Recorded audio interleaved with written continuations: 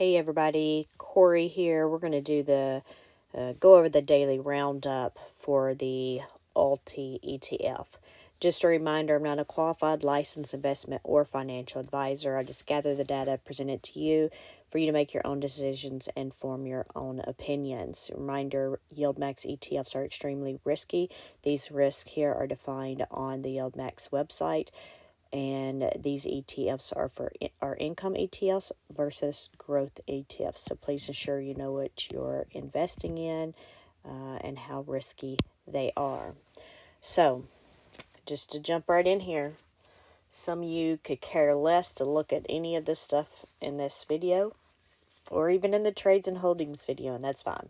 So I'm going to tell you up front what you want to hear or what you came here to hear but aren't going to like to hear. And that is GME. So GME last week, I think it was last Monday, we got back into GME, and we didn't have any trades posted on Friday for anything. But when I went back, I went over this in the video. But when I went back, I did the numbers, and I could see that GME had went over its stock price, over the strike price for the short call here. So I looked at all the short calls. It was the only one out of them that, had really went over or whatever there. And I say that, but did I guess I missed this one, 20 cents. I don't know how I missed that.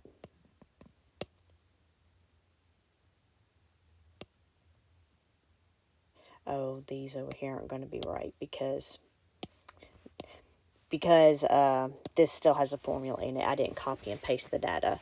But I had seen here that they were over at the end of the day by whatever dollar amount. So anyway, so I just generated a thing and put it on the all trade just based on whatever the stock price was at the end of the day and the number of contracts, the dollar amount it was over, blah, blah, blah, and just put a line and just left it. And then we had the holdings, and GME stock right here was on the holdings. However, I thought about it when I was when I saw the trades, but when I saw GME on the holdings, I was like, okay, whatever. I did not go back and check, and I still haven't gone back and checked. But when we had these synthetics, if a short call, it didn't expire worthless, right? And they didn't close it out early. It just, at the end of the day, they were assigned or whatever. It was over the strike price. So basically, they were going to pay out money. They owed somebody some money. Well, when that happened with the short calls, the synthetics were automatically cashed out with those. I wasn't sure about the stock, and we have held the stocks, and I never went back and checked. And then when I saw the holdings, it was on the holdings. So my assumption was that we still held GME stock going into today, the GME, stock craze, whatever you want to call it. And I don't know how much of y'all have watched, or heard about GME or what was going on or what even any of it means. I saw somebody in the Discord say they didn't even know who Roaring Kitty was. And I'm not going to go into all of that, but, he made a tweet, and then that just got everybody all going crazy. And all the, meme stocks started going up. GME, AMC. I'm going to guess by looking at the holdings today that that's why Beyond went up. I heard something about Hood possibly going up, but I don't know. In the morning I was focused on this, but in the afternoon I had a class thing. So, but yeah, anyway, then what happened was today's trades came out. So GME wasn't on here for a short call. So then I thought, because I've asked the question in the Discord, I said, now we see, if they're going to do a short call on this or not and just hold the stock. And there was nothing here for GME. But then the holdings came out and GME was not on the holdings. So I've tried my best to not reach out to Jay and not bother him because I know he's extremely busy, and I bothered him a lot there at the beginning. I'm sure he rolled his eyes every time I got an email from me, or at least that might have been what I would do. But anyway, so I just felt the need, to reach out to him so I could let everybody know what was going on. And now that I think about this, I should have just done a separate video on this topic, because now I'm going to have to do this twice in this video and in the trades and holdings. But anyway, so I sent Jay an email. He responded, and obviously understood the reason for my email, because I told him we all need to know. Not just me, right? We all need to know. We've been talking about this all day. And so he's like completely understood. And then he said, obviously hindsight is 2020. But GME was telling me got it signed, which is, what I assumed based on looking at the numbers, even though it wasn't on the trades. So, and then that's when I sent him a message. I responded back to him about, it wasn't on the trades, so I assumed, the short call was closed out, but the stock was still in the holding, so we'd all assumed that it still had GME and everything. And, he got back and he said that option assignments actually happen on Saturday. So I learned something new with that today. But he says it wouldn't get settled till Saturday. And I don't know, again, I didn't go back for the other stocks, but, usually they're still closed out on the Friday trades, and they wouldn't be on the holdings, at least when it came to the synthetics and short calls, it wouldn't be on the holdings for that Friday. And I don't know, maybe it's different for the stocks, and maybe when I get done with this video, I'm going to go back now and look to see, and who knows, maybe we didn't even have the situation happen. I don't know, because we held it for such a short amount of time, but I'll go look now that I've said it multiple times. But he said, the settlement of the equity trades can cause a delay as well in the cash calculation. He said, and I don't normally read stuff word for word, but I figured this was okay. He said, I know this is clear as mud, but it's a problem with the industry in general. So I know a lot of things were just said. And I'm sure I could have just said this up front, but then y'all would have had more questions. So that's why I went through and explained it. But the assumption was they had the GME stock because it was on the holdings, and they did not, because it was closed out. The stock was sold when the short call was assigned. So today, with the whole, craze, and I don't know if any of you followed it, but GME at the beginning of the day, well, actually, it started running pre-market. This tweet happened before, whatever, so, but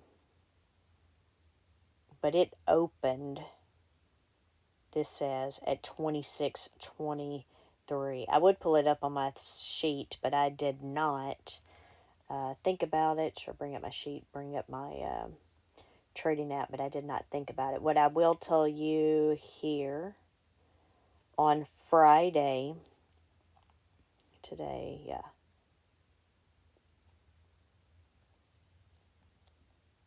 Friday we closed out at the end of the day at 1737.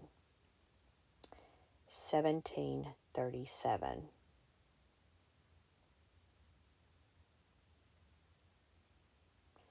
And then I'm just trying to make sure. So 1737, and then this morning we opened at 26. We closed at, I'm looking like, oh, there it is. We closed at 30.45. The high for the day was 38.20. And then in the aftermarket, post-market, whatever, the high was 38. So this thing, I don't know, without doing calculations, I know I saw it up at 110% at one point today. I don't know if that's when I sold my shares or if that's when it got to the very top at 38. I don't know. So, yeah, the stock price still went up 90 cents, but for ULTY, but it was not because of GME, because it did not hold GME at the time. I know. If you watch both of my ULTY videos, you're just going to have to fast forward through this again. I'm going to say it again in the next video, and you'll just have to fast forward through it. So that's why sometimes these things take me twice as long, splitting the videos up. But anyway, so if that's all you wanted to hear about, I'll see you later. I'll talk to you later. But we're going to go ahead and get into the rest of this, and I'll try to keep this short since you did just have to sit through that. But anyway, here's all our tickers here. So, of course, we don't have GME because that's the only one that we had there for being assigned and closed out. And so I removed that here. We can see our IVs. We have increased net assets and outstanding shares there. About 75,000 shares. I think we're at 5.9 million, if you're wondering exactly. Of course, we have CGC here with our highest 132% IB, and then 52% for Celsius, which is about where we were last week. And I didn't look it up, and I guess I should have before I deleted it here. I guess I didn't delete it off of the regular one. I'll have to delete it tomorrow. But yeah, look at this. The IB today. Sorry. The IB at the end of the day here was 285%. That is flipping crazy. Okay. But anyway. Let's move on to the stock prices here. So why is ULTY blank? Why is that whole first line blank? Okay, it's not just the stock price of ULTY. That's interesting. So let me jump back over here. I don't know how that happened. But, well, I guess I'll just copy it. I just remember to have to go back and paste the values. Otherwise, it'll just overwrite.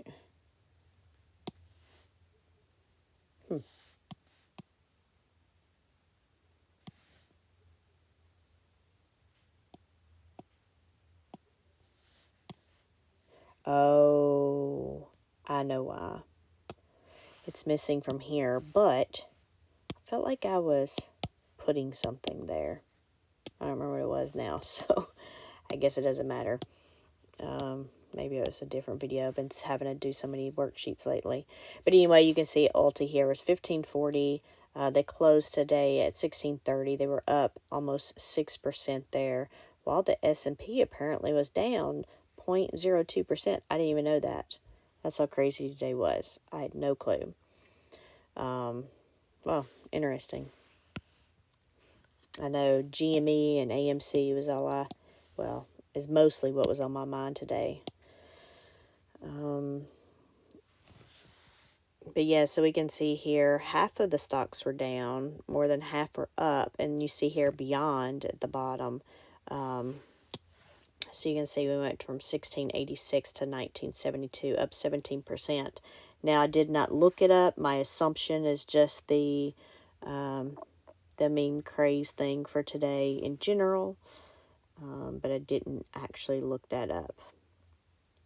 And then I go in here. First thing I see is Roaring Kitty returns. Here are 3 ETFs to leverage the 2024. Man, we're already titling it now.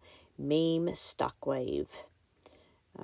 So my guess is one of those threes is Beyond. Let's just click on it and see here. Of course, they say 3, and I see the top 3, but then they added Lucid and Rivian. Why are we even adding those? I didn't know they were part of any. Maybe so. But anyway, they had on here, of course, AMC, Beyond, and GameStop. And then they have Lucid and Rivian, which, if you don't know, they're vehicle companies, stocks, whatever. But, yeah, I don't know.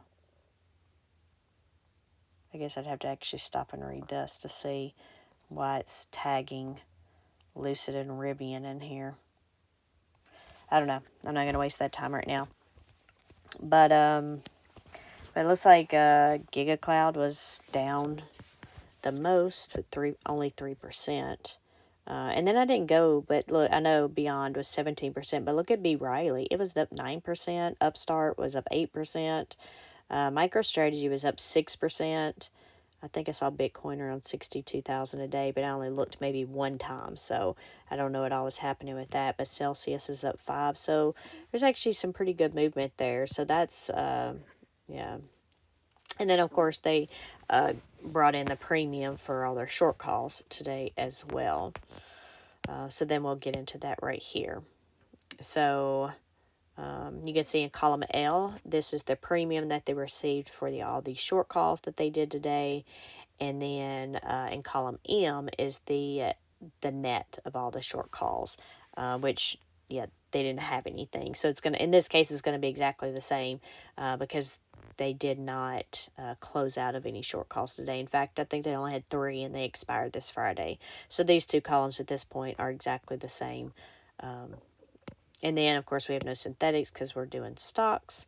And then I don't know that they were 100% out of any of these, but, they purchased stock to go up to the amount of the contracts that they put on today.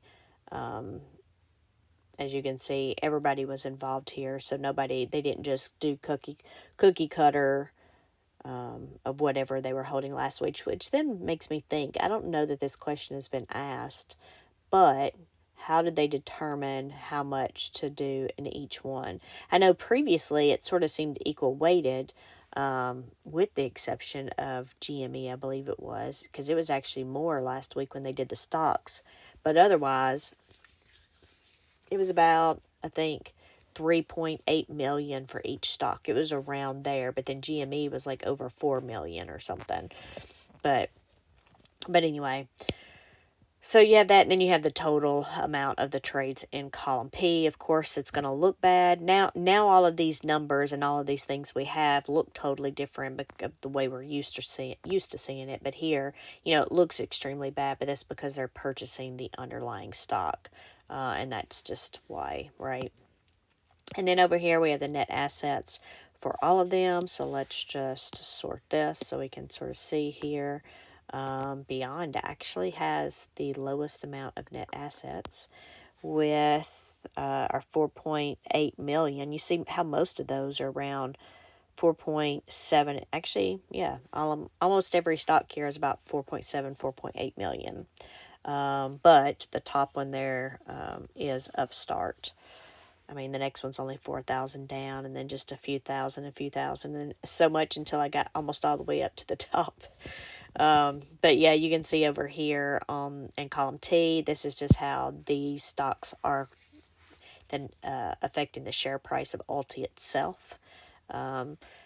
So when we got into these stocks last Monday, the average for the stock price then, I think was like 83 cents a share, 83, 84 cents a share. We can see the majority of these are at 80 cents a share. And then Beyond is actually the lower one there. So then I guess maybe today they tried to, with the exception of Beyond, maybe they tried to like rebalance it with what they purchased so they would all be about the same again, about that same weighting. That just hit me. Because they're all about the same. So that makes total sense. So it's like, I guess I never paid any attention here before. Maybe it's just been since the stocks. But, you know, they always say, oh, they rebalance YMAX and YMAG and everything. But really what you would just do, you don't necessarily have to sell out of one stock to put more in another one. You'll just buy less of that one that month, or the next one's, you know, the money coming in, flowing in and stuff from people buying into the fund, and you'll just buy more of the one that you need more in and less of the one you need less in. And so that's what would have happened here as well. And that's what I do with the YMAX portfolio projects that I started, right? I'm not selling out to buy. I just may not be buying that one that month, or I'll be buying less. So it'll, you know, somewhat even out there. But anyway, that's all I'm going to do for this video. Sorry for the long thing up front, and if I would have thought about it, I would have separated them, but I was already in the middle of the video, so yeah, it is what it is. But anyway, y'all have a great day, and I'm going to continue my marathon of videos, see how many I can get knocked out since I know I'm far behind, and we'll see how far I get, and I will talk with y'all later. Thank you. Bye.